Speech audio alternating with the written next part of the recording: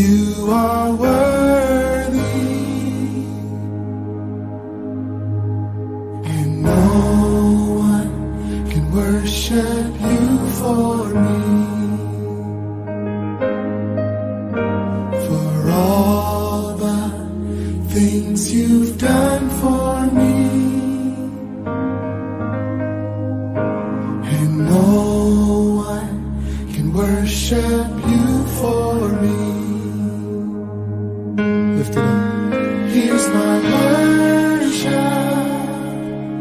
all of my worship. Receive my worship,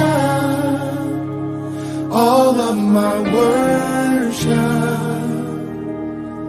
Here's my worship, all of my worship. Father, receive my worship,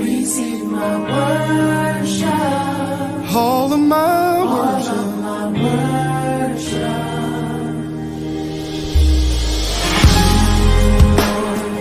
You are worthy, and no one can worship you for me.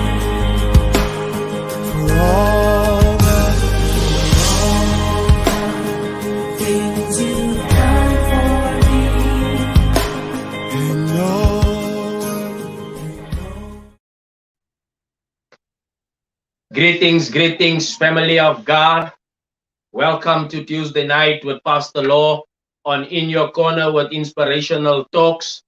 Tonight I have a special guest. He's also my spiritual father and my spiritual leader. What a privilege it is tonight for me to have him in your corner with Pastor Law. Just some of announcements tonight. We continue with your church on a Sunday morning at 10 o'clock. Monday we have the men up. Wednesday we have the women in faith about on 7 o'clock. As the winter is progressing and getting closer and nearer to us, we will only have Sunday morning services. So the Sunday night 6:30 services is cancelled until we get into the summer season again. I hope that you are ready tonight, because the momentum is picking up and we're going higher and higher in terms of how we structure the things in your corner. Some of the questions get uncomfortable. Some of the questions it's easy to answer. I would like to welcome my guest tonight. Young man, can you hear me? Am I audible? Greetings, Apostle. How are you, my leader? I'm in top shape, man. Good evening to you and Lady Sue and the boys there, the people of Katu, the people across the country in other provinces following you online, all the viewers, and even people who will listen to this after this evening. Be greeted and thank you for setting time aside to tune in the hope that your life may be enriched. And by the grace of God, we will not disappoint you tonight. No, thank you very much, my leader. Just to get the protocol out of the way, I will acknowledge the people as they come online. We have Namibia in the house tonight. Good evening, Sister El. Good evening, Sister Elzane Ferris. Good evening, Yaku Engelbrecht. Good evening, Fabian. My leader, let's get into it. The corner can get uneasy. The corner can also get easy. So let's go into it. Firstly, my leader, congratulations with your book. It's a masterpiece and a marvel to read. I know you don't like titles, so allow me tonight not to call you Apostle, but to call you my leader. Can you tell our viewers tonight, who is Atifaniel? I was born in a small town outside of Kimberley called Barkley West. When I was 3 months old, my parents relocated to Kimberley, where I was raised. And after matric, I went to the University of the Free State, where I studied. And I also met my wife there, Melanie. She is there from your area, from the former Dingleton. And we were staying in Bloemfontein for a few years. And then we moved back in 2003 to Kimberley and went into business. So we have a skills development company with a footprint in the Northern Cape and the Free State and the Western Cape and in Gauteng. So we moved to Gauteng in 2018 after having been involved with church for 10 years. As a presiding pastor, our role has changed in the body. We are more now into the pursuit of social justice. We do a lot of leadership development across churches and denominations. I'm a newspaper columnist. I'm a social justice activist. I'm an entrepreneur. And since this book, I'm an author. So yeah, that's in a nutshell who I am. We share 4 kids, Mel and I. CJ, our eldest, is 24. She's studying political science at Pretoria. Gwyneth is 20, our second born. She's in the second year of drama here in Joburg. Arthur is 19. He's in his first year in business studies. And then we have a lad lamb Joshua, who's 11. So that's us in a nutshell. Thank you, my leader. My dear viewers, there you know, now you know the ins and outs of who Atifanial is. Good evening, my leader, Leonard Os. Good evening, Pastor Emmanuel Brace from Delportswip, Yaku from Centurion. You wrote your first book. How does it feel to have it out there, and how does it feel to finally become an author after so many years of waiting to get it out there so that the people can read it? Come I tell you the truth, Buti Law, as I call you, or Law. You know, if every time someone buys a book, I am not yet used to the kick I get out of it. Man, I'm telling you, it's an adrenaline rush. Now remember, there's nowhere in the world where where there is a money back guarantee on a book. You don't like what you have in a newspaper or a magazine or a book, you can't give it back on that basis. So it's such an awesome compliment that someone will pay money to hear you speak using words, knowing that that person is taking a risk. That humility that it brings to you is so inspiring. I can't get used to it. Especially when someone brings the book to me and says, sign it. So it's quite a humble experience. I don't know how long it will take. I must talk probably to other people. Find out from them how long it takes for you to get used to the idea. But I'm still on cloud 9. I'm telling you, I'm having a good time on the honeymoon with this maiden book. No, thank you, Apostle. I can see the happiness on your face. It's written all over your face. In your book, you mentioned a 3-key discovery plan to translate big dreams into certain reality. Tell us a bit so that the listeners can be intrigued to buy the book and want to find out more about those 3 keys. Okay, so an interview like this is very tricky because I must give enough information, like you say, to intrigue the reader, the potential reader, without giving too much.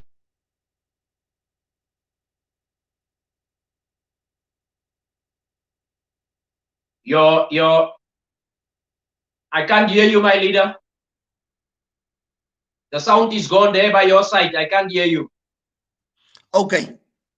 Okay, thank you. An interview like this is very tricky because I must give enough information, like you say, to intrigue the reader without giving too much to rob the reader from making their own discoveries when they read the book. Yes.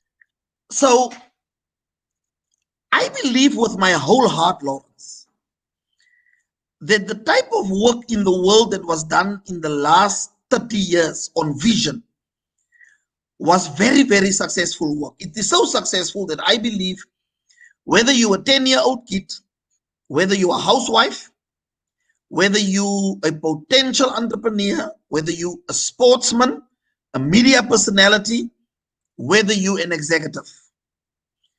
The work was done on vision. The average person understand vision, understand goal setting, understand that you cannot lead a life that is devoid of any dreaming. The average Yes. person understands that.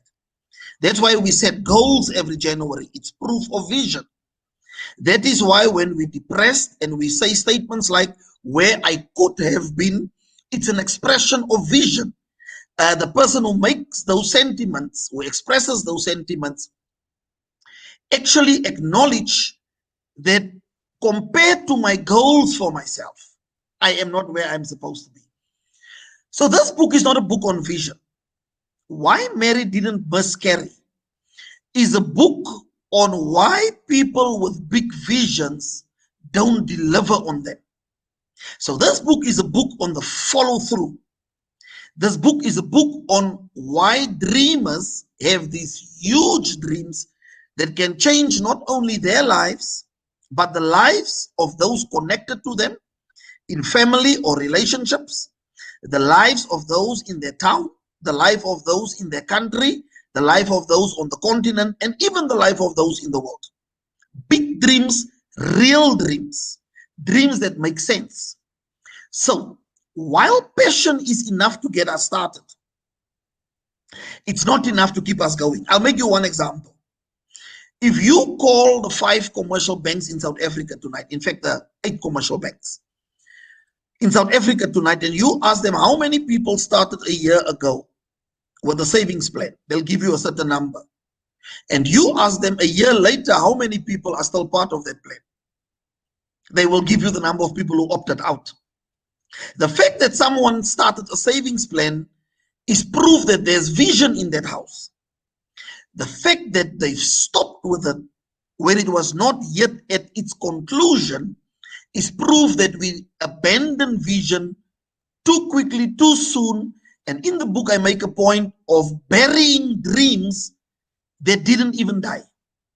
Yes. We're burying dreams alive because we're either tired or we're on to the next thing that excites us, or the challenges in the particular dream prove too much, or there are or for a myriad of reasons that I'm trying to give in the book. So what we need, if you call UNISA tonight and you ask UNISA, how many people started studying last year? UNISA will give you a certain number of people. That's proof of vision. If you ask them how many of those people came June and November last year to come and write exams, it will only be a fraction. So there's no problem on the vision side. The problem is on the execution side. And this book is for big dreamers who need to study the life of Mary and find the keys that Mary used to use the one chance she got to deliver. Thank you, my leader. Greetings, Pastor Chess, Pastor Uren, Pastor Lucian, all the way from Welcome. Greeting, Lady Mel. I'm privileged tonight to interview my spiritual father. You are a strong believer in family values, setting goals and high standards for your family. Can you share with the listeners tonight a succession plan on how to build a stable household and a stable family? Look, Law, the biggest failure that any parent can impose on his or her child or children is to have low expectations of them. Now, I know that humanism and all manner of liberal philosophies in the last 10 years specifically have tried to convince parents to raise children in an atmosphere where anything goes. Any report is acceptable. Any performance in sports or culture items is acceptable. In fact, the passwords these days are, don't judge me. Don't try to live your life through me. This is my life. No, it ain't your life. Because You're not yet paying for it.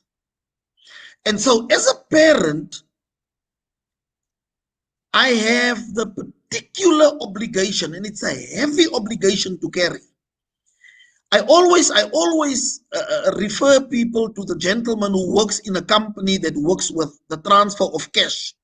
The next time you get to a bank or any place where they come to pick up cash, the cash in transit company, look at the gentleman at the door with a R4 rifle, and I will pay you 1,000 rand for every time you can catch him smiling. He never smiles. Even if at home he may be a jokey fellow, he may be a very humorous soul, he doesn't smile at work because he's the only one that signed this morning to take the responsibility to move 100 million on that day. He's the only one. If anything goes wrong, he answers alone.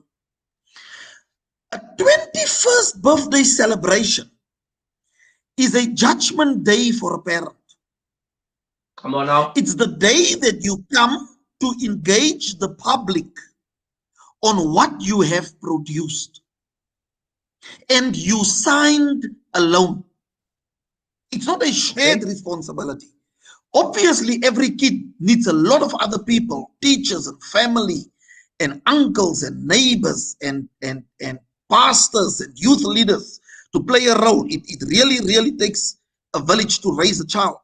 But the accountability for the child is not a shared responsibility. So one of the things that Mel and I decided at a very, very young age is we will never not have expectations. We can fight at home about it. We have never accepted any report. We have never accepted kids to quit doing certain sports codes during the course of the year. You will finish what you started. If you told us you're going to play cricket this year, you're going to swim, you will finish it. It doesn't matter what type of trouble you run into with the teacher, whether you're playing from the bench, you don't like it, whether your attitude or your discipline causes you not to make it to the first team or your talent, you will finish it because we have high expectations of our children. There is no greater vote of no confidence in a child than to have low or no expectations. Thank you for the advice, my leader. The standard is very high in what you just said. As we are on family, father and son wine scheme is in a family of faith. What is your take on a minister of the word operating without a spiritual covering? Look, Lawrence, any person who teaches the word and who does not stand in an accountability relationship with someone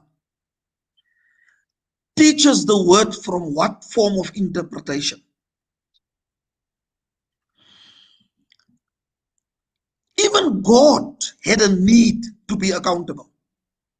After the flood of Noah, God said, I had no one to swear by. So what I'm going to do, I'm going to elevate my word. And even as God, I will have something where I bow before. God's word is the highest force. So if we serve God and God is accountable, what is the basis that any man can claim he does not need accountability? He does not need shaping. He does not need a voice other than his own in his life.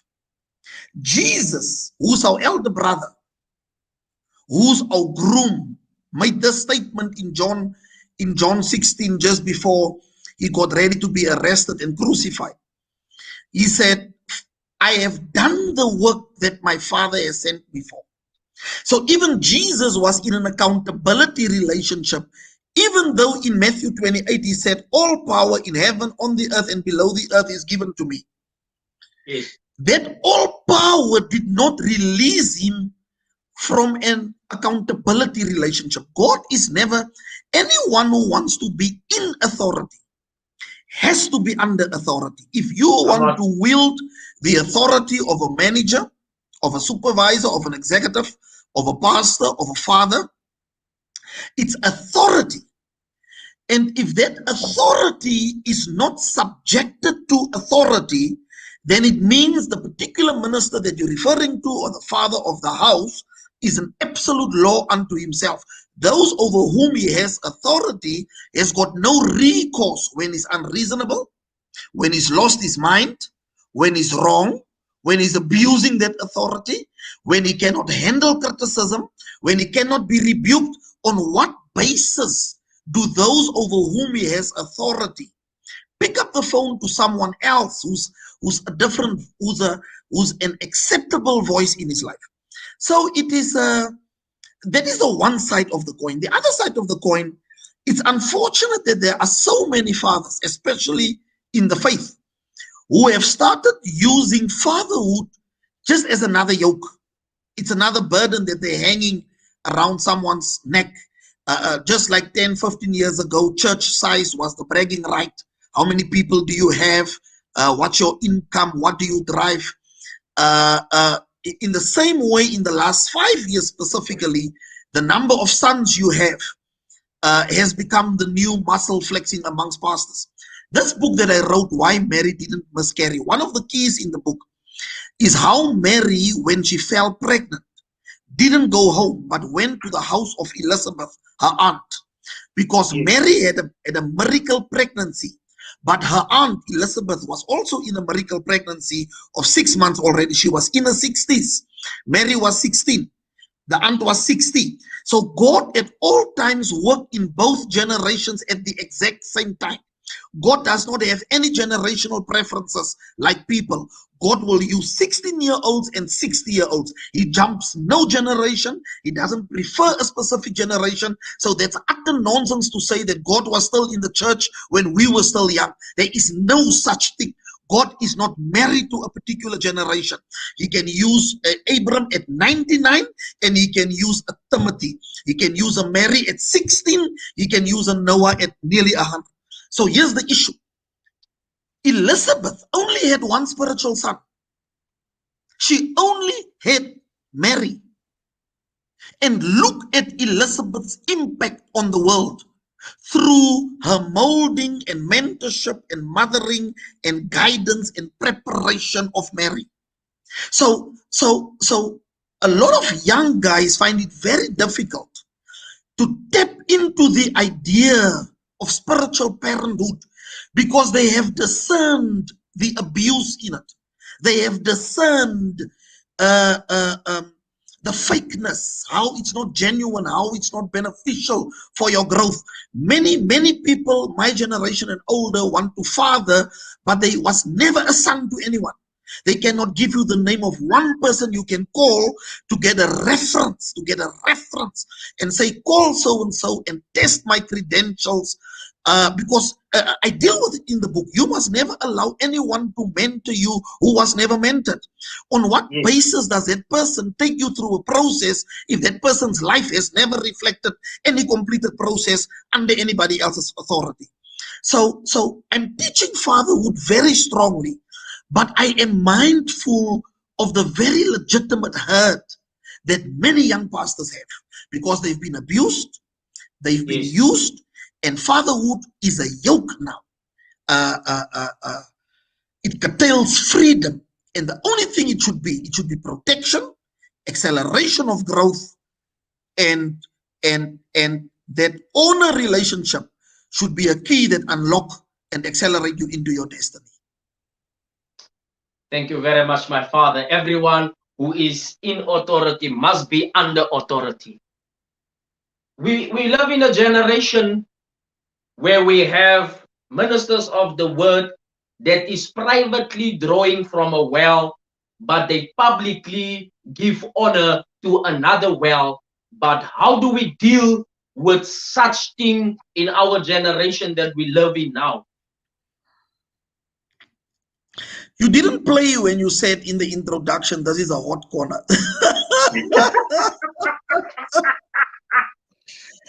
No, man of law, man. You should be taking easier on me, man. I thought you were It's going to get come with nice questions tonight. Who was Adam's wife? Name the garden where they stayed, and things like that. Lawrence,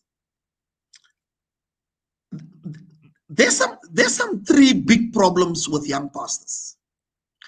Right now, we in a season worldwide where God is giving a lot of revelation on honor and the restoration of honor and order. The other night, I was fighting with the Lord. And I said to the Lord, Lord, I don't want to teach honor so hardcore because many young pastors are going to be the beneficiaries of honor, and yet they have not honored those before them. They're going to be the beneficiaries of order, and yet they had no life of order with those before them.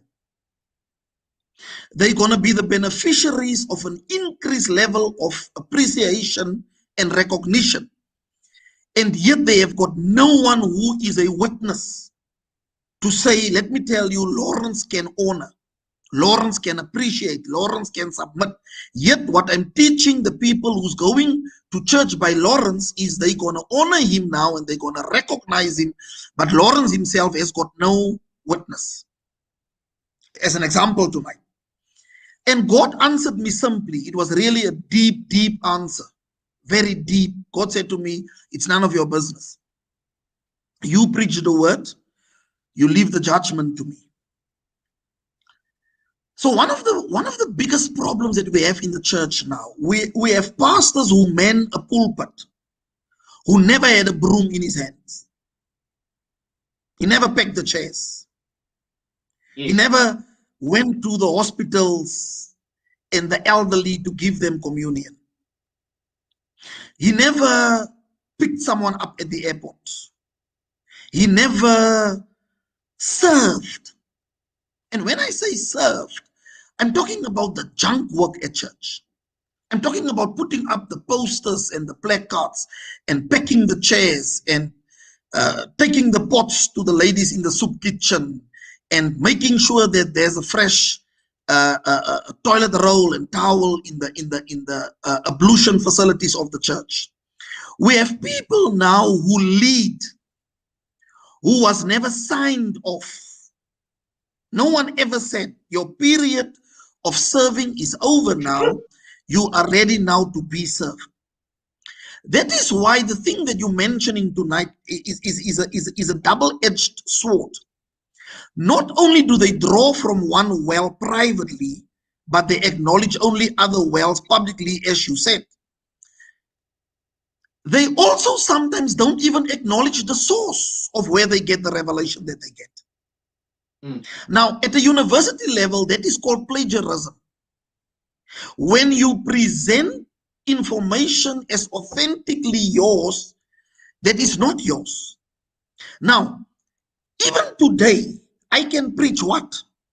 If it is something that someone else opened to me, I will say in that portion of the sermon, Apostle Peter Barnes or Nathan Marillia or T.D. Jakes or Reverend Hendricks or whoever opened the particular thing to me.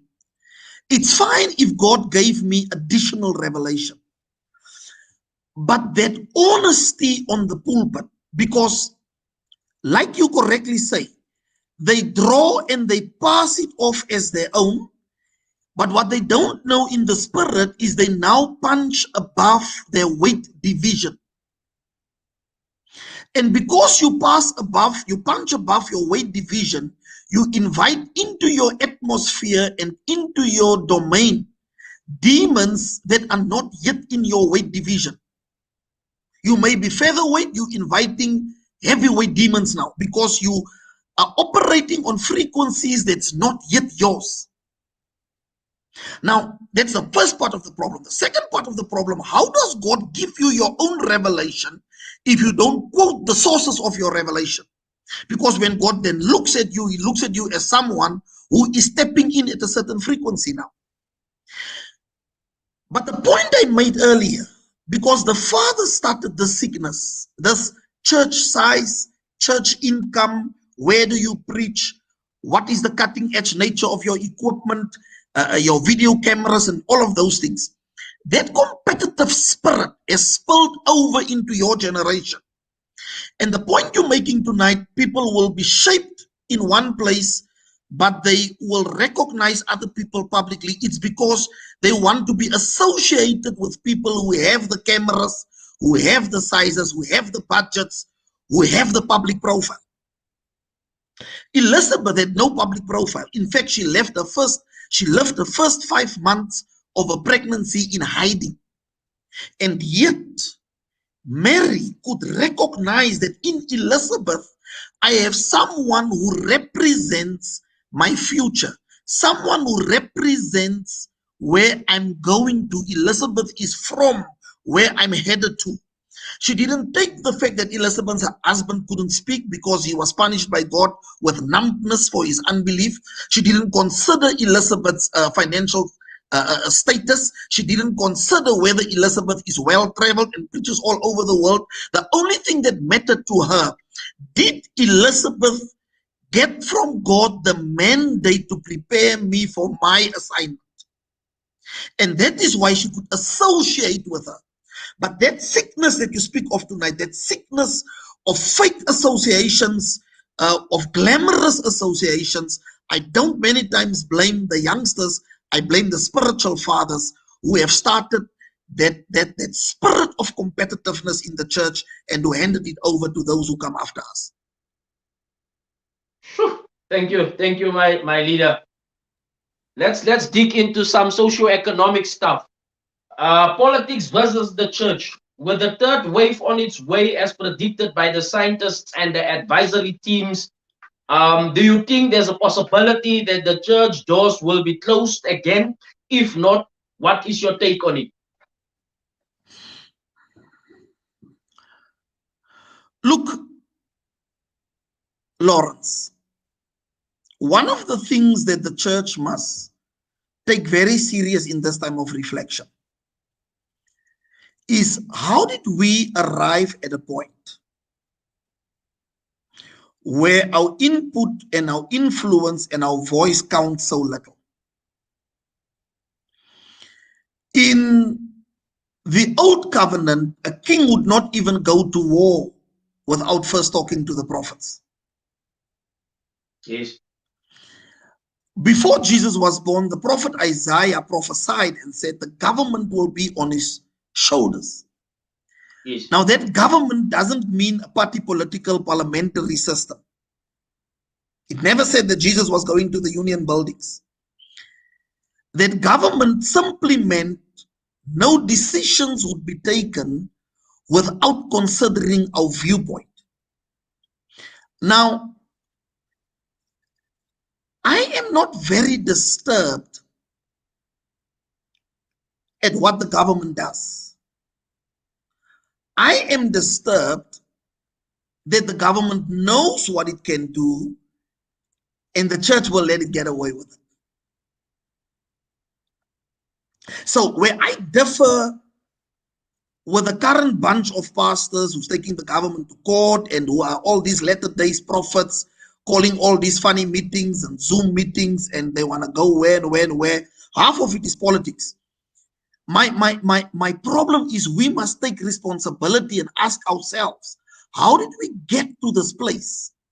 If we are the offspring of a son who was clothed in government, how did the church circus of falling in the spirit, competition, breaking each other down, all of those things have contributed to our loss of influence?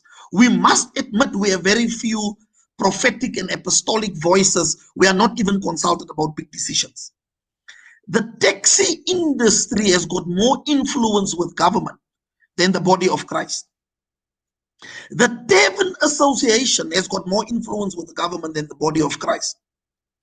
The hospitality industry has got more influence. Aviation has got more influence. I fly from Joburg to Cape Town in a flight that's 2 hours and 10 minutes. We are 180 people in that flight. We're sitting less than 5 centimeters from each other. In the church, even if it's a 1,000-seater or a 2,000-seater auditorium or a 10,000-seater auditorium, you are still limited to 250 people. How did we arrive at a place where the government could tell itself our divisions are so strong and we are so weak, they can take their policy decisions, we won't touch them?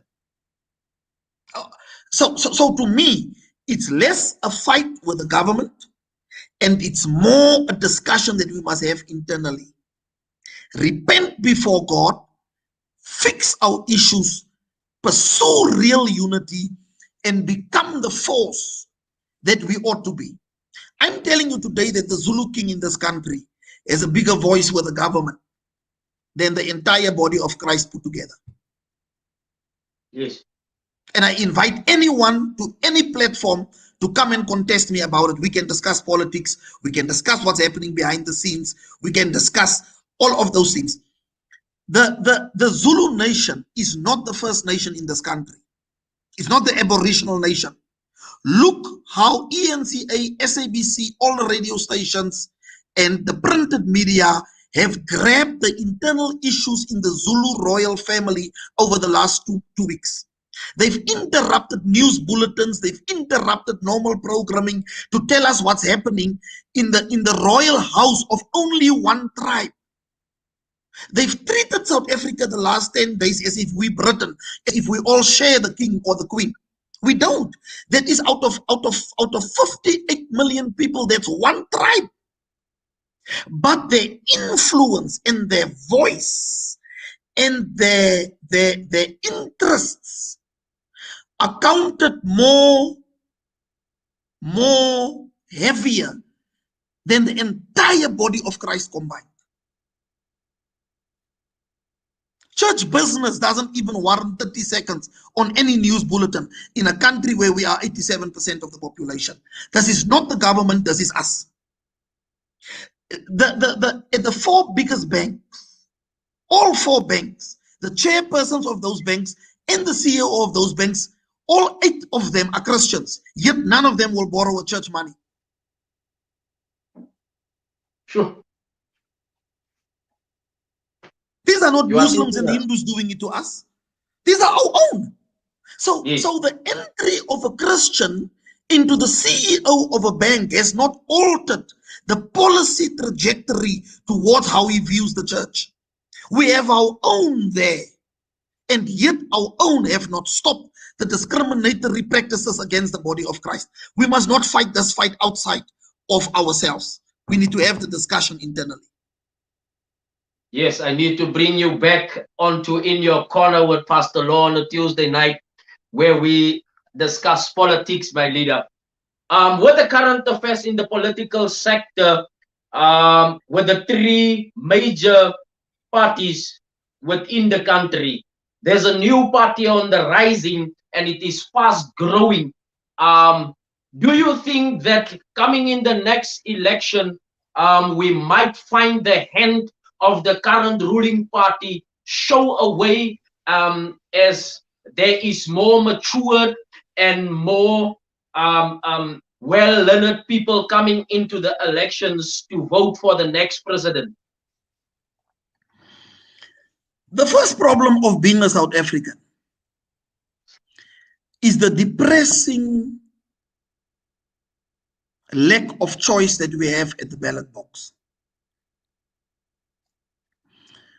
The ANC is absolutely imploding. It is completely unable to self-correct. At this weekend's NEC, I mean, the contradictions are so glaring, the battle lines are so embedded, the contrasts are so deep. I will be very surprised if the ANC doesn't split. The DA is embroiled in their own internal race issues. Whether black people really have a voice in the party, whether Tony Leon and Helen Zell called Busi Maimani an experiment. Look at that brazen racism. to say the man did not make it on the basis of his own talent or energy or insight. He was sponsored to be party leader. It didn't work. It didn't bring the number of black votes. Let's take the party back. The EFF has got some very difficult questions to answer regarding how it is linked to VBS and the collapse of that bank. So you don't really, I mean, Nkata, UDM don't even warrant a mention. So if you look at the three biggest parties, in fact, I don't call the DA the second biggest party. In the ANC, you have two parties. The faction that won at Nasrec is the governing party. The faction that lost at Nasrec is the opposition party. Yes. And then the DA is number 3, and then the EFF is number 4. One of the things that the church has never done was to encourage from the pulpit believers with a calling to take up active political positions. Yes. Because you cannot change policy without changing. You can change the horse how many times unless you change the jockey. And the local government elections give us that opportunity, because you don't have to belong to a party to contest the elections in your ward. And if there's one thing that we must do over the next 3 months, is to encourage a lot of believers to enter the political domain, not under necessarily a political party. Because I'm also not advancing tonight here the type of politics that the ACDP wants us to believe exists. God does not have a political party. Yes. If God had a political party, then God can have a soccer team. God never gets involved in things where humans have a choice. Right? So don't confuse me being a Christian to think I must necessarily vote ACDP. I need to vote for a party that I understand their foreign relations. I understand their position on the land. I understand their position for the economy. I understand their position on the continent. I understand their position on international and multilateral instruments such as the UN and so on. I need to understand what is their plan for closing the inequality gap in this country. I need to understand what is their plan for economic growth. We need about 7.5% for 10 years to change the unemployment problem in this country. This year, we're going to hit about 1.2%. We need 7.5%. We've never been above 2% in the last 3 years. So we need a political party who can start a real economic discussion that we've never had. It's the economy. Unless the economy is fixed, we are going to the dogs. I mean, we are currently, I don't have time to explain it, but we are currently at the cliff of a sovereign debt crisis, where more money will be spent on paying back our loans than can go into service delivery, building roads and paying police salaries, and building schools and fixing the economy and subsidizing farmers and new farmers who enter the agricultural space. So law, we have bad choices. And the average South African votes on the basis of the worst demon. How can that be a choice? The better of the worst. And so we need in this local government election sons and daughters of the church to stand in their wards, to become mayors and speakers and members of mayoral committees, make proper policy, and do what Philip promised the Philippians that Timothy will do in Philippians 2, to say, I'm going to send you someone who's gonna treat your interests as more important than his own. Thank you, my leader. As Christians, we need to infiltrate and evade the political space in order for us to have a voice, and in order for us to have our people up there, so that we can get back what has been taken forcefully from us. My leader, as we are closing, you are officially an author now. The people know now. You can say that one more time. The people now know that Atifaniel is an author. Yes. Will we ever see you writing a curriculum for the fivefold ministry, which is not westernized, which can be a learning material to the future Bible schools, whereby it is written in South Africa and taught to our people in South Africa and not westernized? Lawrence, when I met you, and I think one of the things that draw us to each other was you made a very bold statement to me to say, after you heard me speak the first time, you feel like you can tear up your degree, the Yes. paper on which it's printed. The problem with theological curriculum as it currently stands, it was written by people who view the world through a prism that is not the prism that Jesus views the world with. And the challenge that you place before me tonight is a challenge that I will have to accept. The first book is out now. This weekend will be, the next weekend will be in East London. We're part of a 6 months journey to market the book. In fact, this weekend we're in Postmasburg to honor Colossus of a couple there. The first ever converted people in Postmasburg. And all the other churches are on their family tree, and I have the privilege, Mel and I, to be speaking there on Sunday morning at that function. But we're also there Saturday morning. We're going to talk to leaders about honor and have a special service on Saturday night at Kingdom Garden Ministries under the leadership of the host couple. The second book is out. It will come out in September. I'm going to launch it on Mel's birthday.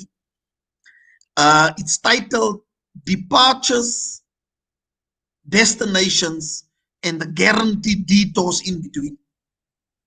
The third book will come out in January next year. It's on gratefulness and gratitude. Give me time to do about 10 books. Let me first make a lot of money, because curriculum doesn't make money. Curriculum will be my legacy project. But we truly need a Bible that has the commentary that reflects the mind of God. Unless the Bible doesn't speak to the lived reality of the most people of the world, it's a misrepresentation of what happened at the cross. Anyone who understands the cross only as the forgiveness of sin is doing what John said in Revelations we mustn't do. We mustn't take away. We mustn't be reductionist and act as if Jesus didn't come also as a solution to the vast inequalities of the world. So publicly tonight, I want to promise you I'll do it. I'll write a full Bible commentary, and it is my heart's desire to get together a few men and women over the next few years to start to write theological curriculum. And I want to participate in that, but we need the money. We need the money to do that research properly, to have the time where we can go for 6 months and sit at a resort privately and focus and bring out curriculum that can train pastors and spiritual workers that are trained for the world and not for a European context. I thank you very much, my leader. My dear listeners, as you have heard, there's 2 more books coming out. One is coming out in September, and the other one will be launched in January. The apostle just became an author, and he's already on a roll to make it into the world of the writers. We thank you tonight, my leader. What a privilege it was for me to have my spiritual father in your corner. It's Inspirational Talks on a Tuesday night with Pastor Law. Just one more and final question, my leader. Where can the people find the book, and when can they purchase it online? For now, look, Mel and I are partnered in the book by Dr. David Malopo, who also wrote the foreword. We are so privileged that God connected us with such a powerful, well-connected and networked man. So he's taking care of the corporate launches and some of the church launches, and I'm taking care of most of the church launches. So for now, we're just going to drive the book on the basis of that strategy. I don't really want it online for now. So for now, the website is a little behind, but probably in the next week the website will be up. Growth and Arch, one word. It will be up where the book can be ordered, but it will not be in e-form for now. We're going to give the book a proper 6 months run. By the time we get to September, we hope to have done anything between 80 and 100,000 books. That is what we really trusting God for, and then only we will go into e-format of the book. But for now, we want to support the book with our gifting of speaking, and then people can call us on 0833-859-589, or they can give us a week and a half when the website is up, and then they can order the book from there, and we will do the postage and all those type of arrangements. Thank you for hosting us tonight. Thank you, Mommy, for tuning in. Thank you to all the viewers who set time aside to come, and I trust that you found some answers, some things that can confront you, some things that can challenge you, that you can continue to engage with hereafter. I don't have to be right, but it's important that we have the debates and the discussions. I want to thank you for the acknowledgement tonight, Law, and for being so well prepared. I won't accept your invite easily again next time, because you make the seat very hot, and it was supposed to be a winter's night. Thank you very much, my leader. Most definitely, we will have Apostle Ati back again, where we will now discuss the affairs of socio-economic justice, where we talk about the land, where we talk about politics, where we talk about how do we get Christians into the political arena so that we can run the political streamline. We say thank you to Apostle Ati for tonight. My leader, may you be blessed, may you stay well. Thank you for being in your corner with Pastor Law on a Tuesday night. Thank you, Law. Bye-bye, viewers.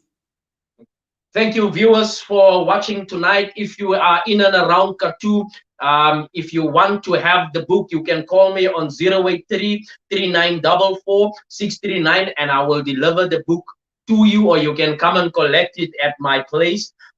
Thank you for tuning in tonight. I hope that the session of tonight was insightful. Next week also, you don't want to miss. I will be having my cousin in the house.